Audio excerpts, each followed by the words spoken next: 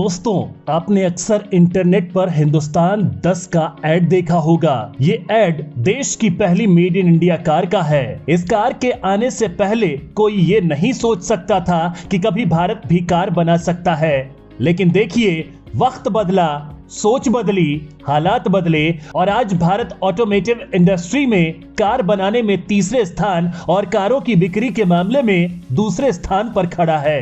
भारत की बनी कारें दुनिया भर में पसंद की जा रही हैं और तो ये भी कहा जा रहा है कि भारत ऑटोमेटिव इंडस्ट्री में दूसरे स्थान पर आने वाला है, जिसका कारण यह है कि बहुत जल्द भारत में कॉम्पैक्ट कार बनने वाली हैं। आज दुनिया के बड़े बड़े देश बड़ी और लग्जरी कार को कम करके कॉम्पैक्ट कार पर फोकस कर रही हैं। आपको जानकर हैरानी होगी कि जापान भी भारत की इंडियन मारुति कार को अपने यहां लॉन्च करने की तैयारी कर रहा है। यानी कि दुनिया में अब भारत की टाटा, महिंद्रा, मारुति की गाड़ियां दौड़ती नजर आएंगी। ऐसे में ये सवाल खड़े हो रहे हैं कि आखिर क्या कारण है कि दुनिया भर के देश इसे अपनाना चाहते हैं? क्यों भारत की कार दुनिया के कार बाजार पर अपना कब्जा जमा रही है? ये सब हम जानेंगे इस वीडियो में, तो आप ये वीडियो अंत तक जरूर देखिएगा। दोस्तों, आज से 7 दशक पहले भारत में इतनी ही तकनीक थी वो कार की सर्विस कर सके। कार मैन्युफैक्चरिंग के बारे में कोई जानकारी नहीं थी, लेकिन आज ये कहानी बदल चुकी है।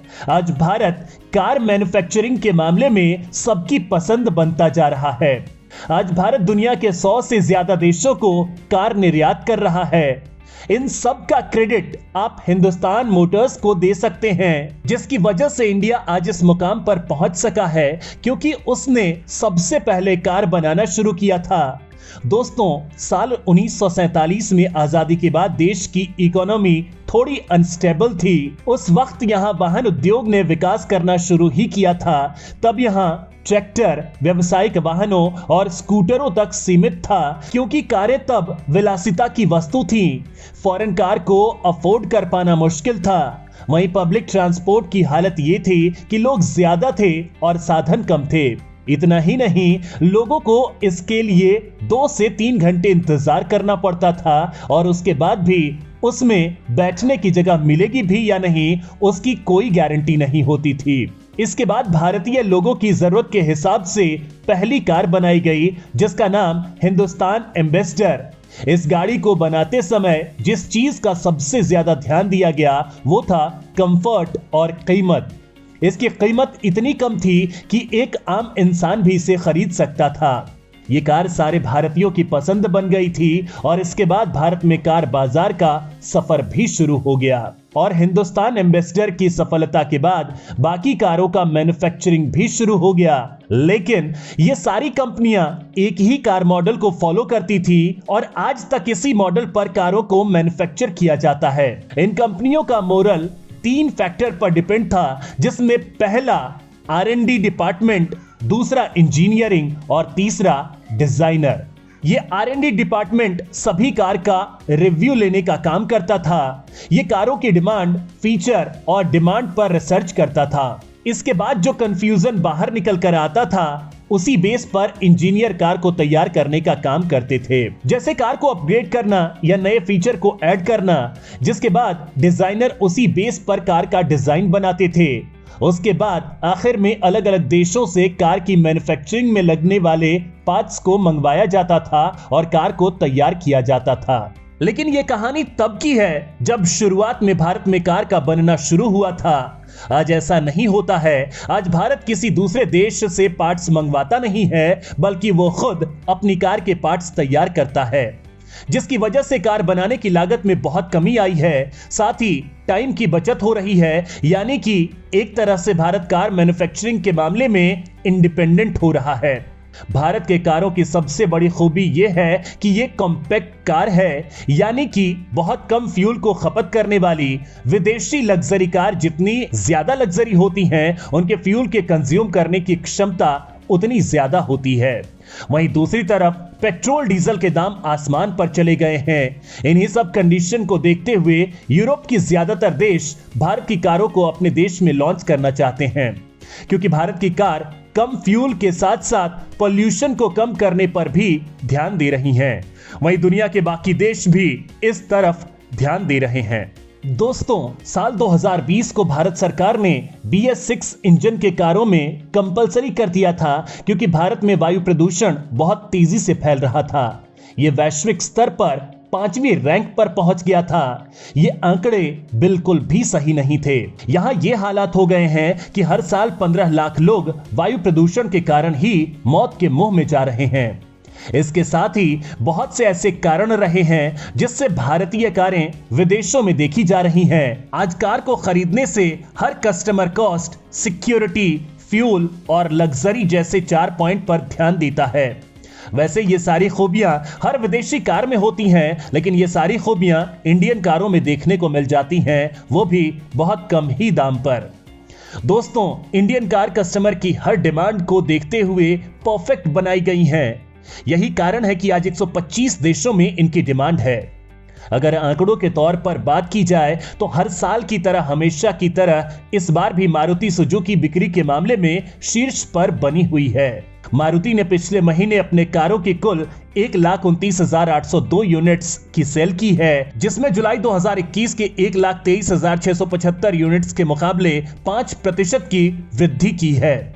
इस लिस्ट में Hyundai दूसरे स्थान पर है, जिसमें जुलाई में पिछले साल की इसी माह के मुकाबले 5% की वृद्धि दर्ज की गई है। जुलाई में Hyundai ने 50,000 यूनिट्स कारें बेची, जबकि पिछले साल जुलाई में कंपनी की 48,042 यूनिट्स कारों की बिक्री हुई थी।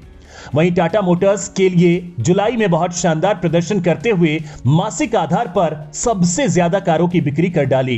कंपनी ने जुलाई महीने में बिक्री में 57% की उछाल के साथ कुल 47,506 यूनिट्स कारों की सेल्स की, जबकि पिछले साल इसी दौरान टाटा ने 30,184 यूनिट्स कारें बेची थी।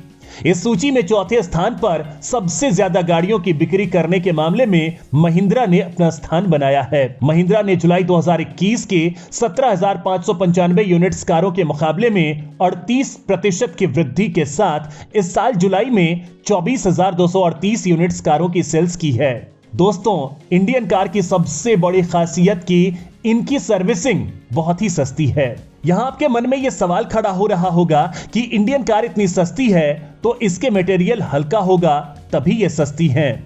लेकिन हम आपको बता दें कि ऐसा नहीं है, बल्कि ये फॉरेन कार दिखने में लग्जरी होती हैं, लेकिन इनकी बॉडी को बनाने के लिए कई बार काफी हल्के एल्युमिनियम सीटों को काम में लिया जाता है, जिससे ये कार जब कभी किसी भी चीज से टकराती हैं तो इनकी हालत खराब हो जाती है। वहीं भारतीय कार स्टील की बॉडी की बनी होती हैं। ऐसा इसलिए होता है क्योंकि यहाँ की सड़कें कुछ ज्यादा ही शानदार हैं। उसे देखते हुए कार कंपनियां इन्हें मजबूत बनाती हैं। फिर जब ये कार किसी भी चीज से टकराती हैं तो नुकसान बहुत कम होता है। वहीं जब मटेरियल स्ट्रॉन्ग होगा तो सेफ्टी तो रहेगी। इसके अलावा इन कारों में एंटी लॉक ब्रेकिंग सिस्टम, यानी कि अचानक से ब्रेक लगने पर टायर लॉक हो जाते हैं। दूसरा है इलेक्ट्रॉनिक ब्रेक फोर्स डिस्ट्रीब्यूशन, यानी कि ब्रेक लगने पर ना तो आगे के टायर पर प्रेशर पड़े और ना ही पीछे के टायरों पर। इसे बैलेंस किया जाता है। इसमें किस टायर पर कितना प्रेशर पड़ना चाहिए ये तय किया जाता है। तीसरा है इलेक्ट्रॉनिक स्टेबिलिटी कंट्रोल, यानी कि अचानक से सामने आने वाली चीज पर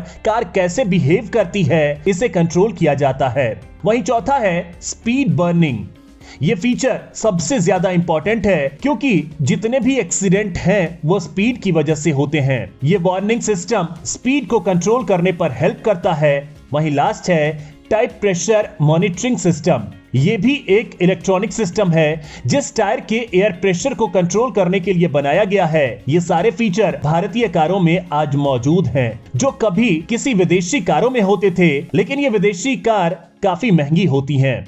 वही भारतीय कारें इन सभी फीचर के साथ बहुत सस्ती होती हैं, यानी कि फीचर कॉमन होने के बाद भी विदेशी कारें क्यों खरीदें जब भारत की कारों में सब कुछ मिल रहा है। यही कारण है कि आज इन कारों की डिमांड वैश्विक बाजार में बढ़ती जा रही है। आज भारत इस सेक्टर में चौथे स्थान पर पहुंच गया है। इसके अलावा भारत में देसी कारों की डिमांड को बढ़ाने के लिए भारत सरकार भी पूरी कोशिश कर रही है, जिसके लिए बाहर से मंगवाई जाने वाली गाड़ियों पर टैक्स बढ़ा दिया गया है। इसके अलावा भारत की कारों पर काफी सारी छूट छूट दी जा रही है, जिससे कार कंपनियां बहुत तेजी से ग्रोथ कर रही हैं और वे दिन भी दूर नहीं जब विदेश की चमकती सड़कों पर सिर्फ इंडियन कार ही दौड़ती दिखेंगी।